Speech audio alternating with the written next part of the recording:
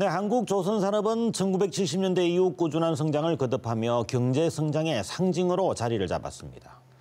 제조업의 중심이 종합공업에서 반도체로 옮겨가는 그런 와중에서도 선박은 자동차 등과 함께 한국 경제를 지탱하는 효자 품목이었습니다. 하지만 지금 조선업이 침체의 늪에 빠져 지역 경제는 위태롭고 노동자들은 불안합니다. 오늘 인사이드 대담에서는 전국금속노조 성동조선해양 강기성 지회장과 함께 성동조선해양의 상황 등에 대해서 이야기 나눠보겠습니다. 자, 강기성 지회장 자리에 나와 있습니다. 안녕하십니까? 반갑습니다. 네, 반갑습니다. 자, 먼저 저희 시청자들이 가장 궁금해할 부분이 성동조선해양 상황 과연 어떻습니까에 대한 것인데요. 지금 그 중형조선소 벼랑 끝으로 계속 내몰리는 그런 느낌들입니다. 현재 지금 그 성동조선해양에서는 작업이 어떻게 이루어지고 있는지, 야드의 상태는 어떤지 먼저 좀 소개를 해주시죠. 예.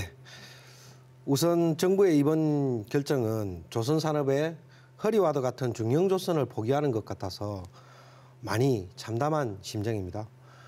성동조선은 작년 11월 초 마지막 배를 인도하고 현재는 일감이 완전히 소진된 상태이고요. 당초 예정이었던 작년 수주 물량 5척의 공정은 정부의 제실사 발표 때부터 선주사 측의 요구로 보류되어 있는 이런 상황입니다.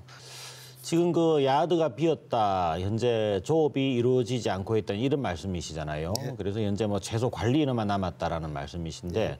어떻습니까? 근로자들 지금 급여를 제대로 받지 못하고 있는 상황일 것 같습니다. 굉장히 좀 형편들이 어려우실 것 같은데 노동자들 상황 어떠신지 좀 지부장께서 소개를 다시 해주시죠.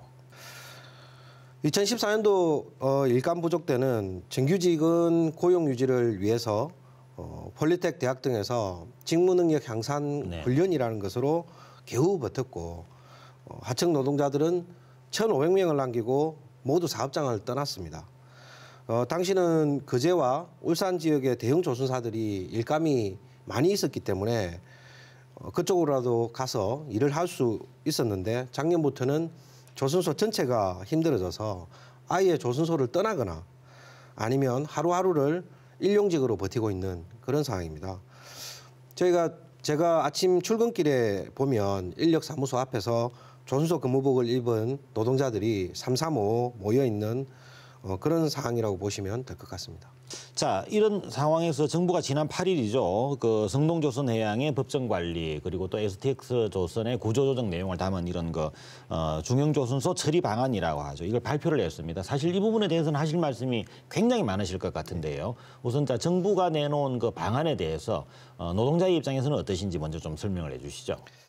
저희가 볼 때 정부의 이번 발표가 많이 아쉬운 점은 현재 정부가 조선 산업을 바라보는 관점이 이전 정부와 도대체 무엇이 달라진 것인지 제실사 과정에서 이해 당사자의 의견을 제대로 들었는지 그리고 구체적으로 향후 성동조선을 어떻게 할 것인지에 대한 부분이 굉장히 모호하다는 것입니다. 네. 자, 이 부분 좀 더 자세하게 얘기를 해봐야 되겠는데요. 네.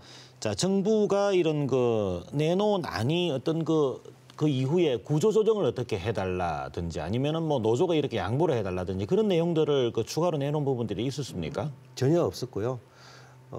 이후 법정 관리 속에서 채권단이 법원의 의견으로 뭐 업종 전환, 뭐 언론에서 많이 보도해서 많이 나왔겠지만 수리조선과 블록 공제에 대한 이야기들을 했습니다. 그런데 이것은 저희가 아무리 봐도 이미 인근에 수리조선 사업을 하고 있는 곳이 있고 그리고 선박 개조시장에 대한 시장 수요에 대한 근거 이런 부분들이 부족하고 그다음에 지역 경제에 미치는 영향들이 굉장히 미미할 것으로 생각이 됩니다. 성동조선해양이 한때 정말 잘 나갔던 그런 회사라고 평가를 받고 세계 10위권 안에 뭐 한때 6위, 7위까지 했던 적도 있었죠. 네. 그 정도로 아주 정말 인정받는 그런 회사였는데 지금 도대체 왜 이 지경이 된 것인지에 대해서 다들 궁금하게 생각하고 있는 부분들이 있죠. 어떻습니까? 노조에서는 어떻게 보고 계십니까? 우선 뭐 노동자들과 노동조합이 뭐 회사를 경영한 것이 아니라는 점과 그리고 채권단 관리하에서 이게 전문 경영인인 대표이사의 평균 임기가 평균 한 13개월 정도 됐습니다. 그 정도로 경영권에 좀 문제가 있었다는 점을 먼저 말씀드리도록 하겠습니다. 조선업황이 초호황이던 2008년 세계 금융위기가 터졌고 그때 성동조선이 시중은행에 알지 발급 조건으로 가입한 파생 금융 상품인 키코 많이 들어보셨을 텐데요. 그렇죠. 키코로 무려 1조 4천억이나 되는 치명적인 손실을 입었습니다. 그리고 과도한 부채에 따른 높은 금융비용 등 복합적인 이유가 있었다고 생각을 합니다. 하지만 보릿고개라고 좀 불릴 정도로 어려운 시장 상황 속에서도 그동안 원금 7천억과 이자 6천억을 꾸준히 갚아왔다는 것을 말씀드리도록 하겠습니다. 무엇보다 주변국인 중국과 일본의 전폭적인 조선업 지원 정책에 반해서 조선산업 균형 발전에 대한 고민 없이 대응사 위주의 정책만 펼친 정부도 지금의 사태에 한몫했다고 생각합니다. 네, 지회장께서 그동안에 모아오신 의견이 있으실 것 같은데 정부가 이렇게 해줬으면 좋겠다 하는 얘기를 갖다가 좀 요약해서 말씀해 주시죠. 노동조합은 정부의 이번 중형조선 구조조정 발표가 세계 최고 수준인 조선산업 경쟁력을 유지할 수 있는 대책이 아닌 부실하고 조속적인 대책이라고 생각하고 네. 상대가 있는 만큼 지금이라도 좀 진정성 있는 대화를 통해서 합리적인 대안을 마련해야 된다고 생각을 합니다.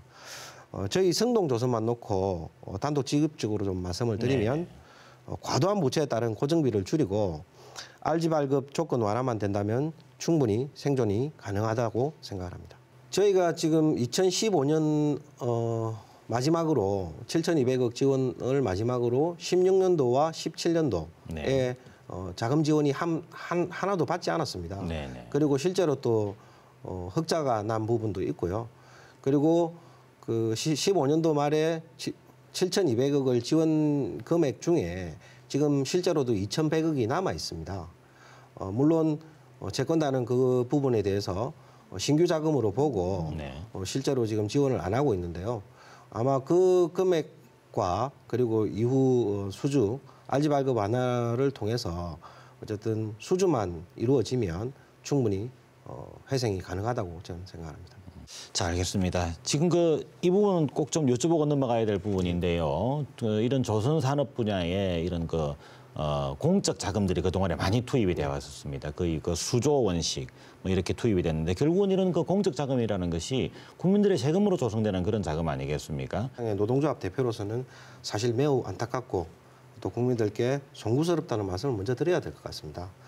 하지만 성동조선 노동자들 또한 회사의 정상화를 위해서 지난 8년 동안 고통스러운 구조조정을 감내해왔다는 말씀도 꼭 드려야 될 것 같습니다. 많은 악재들이 복합적으로 좀 작용을 해서 지금의 결과가 나온 것이지만 정부와 국책은행은 관리 실패의 책임을 전 정부와 다를 바 없이 오로지 좀 노동자들에게만 돌리고 있다, 떠넘기고 있다 이런 생각을 좀 지울 수가 없습니다. 네. 우리 노동자들이 바라보는 조선 산업의 전망을 좀 여쭤봐야 되겠는데요. 어떻게 보십니까? 앞으로 희망이 있다, 없다 어떻게 보시는지요? 성동조선은 수주 계약에 대한 알지 발급 주체인 수출입은행이 사실상 수주를 좀 막아온 것이지 수주가 불가능한 것이 아닙니다.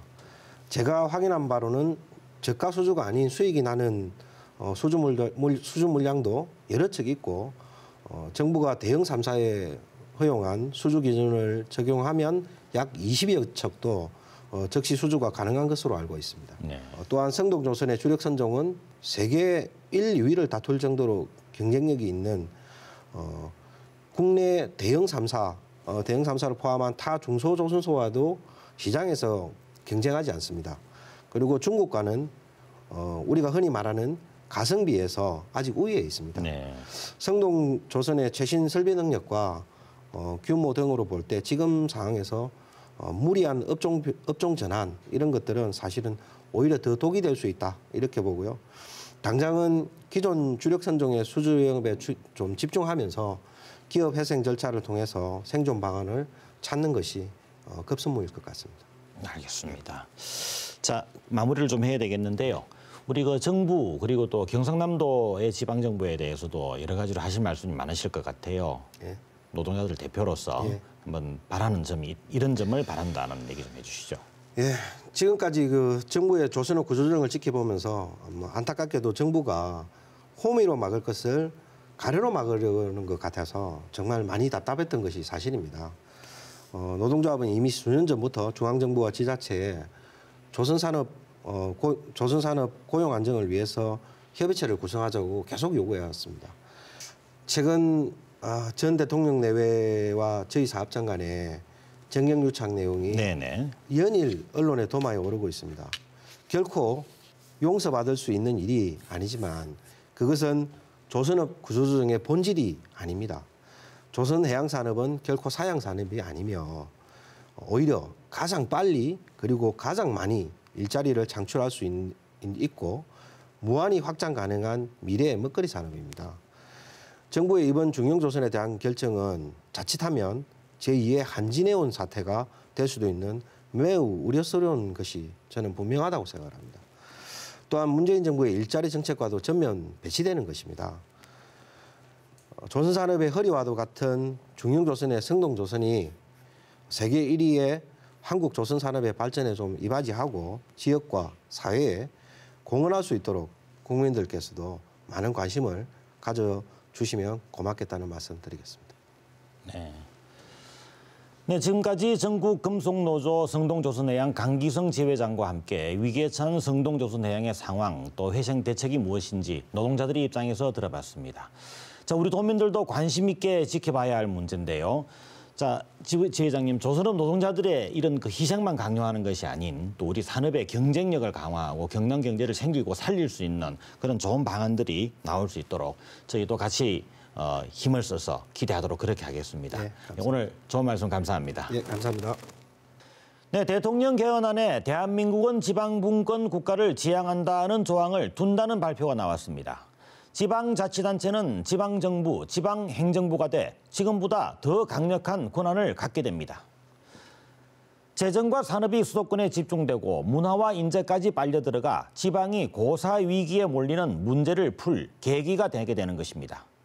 노무현 정부 시절 추진했던 혁신도시가 낙후성을 면치 못하던 경남 서부 지역을 바꿔놓은 것은 지방분권 정책의 성과를 입증하고 있습니다. 개정헌법에 담을 지방분권에 거는 기대가 큰 이유가 여기에 있습니다. 뉴스인사이드 오늘 순서 여기까지입니다. 시청해 주셔서 감사합니다.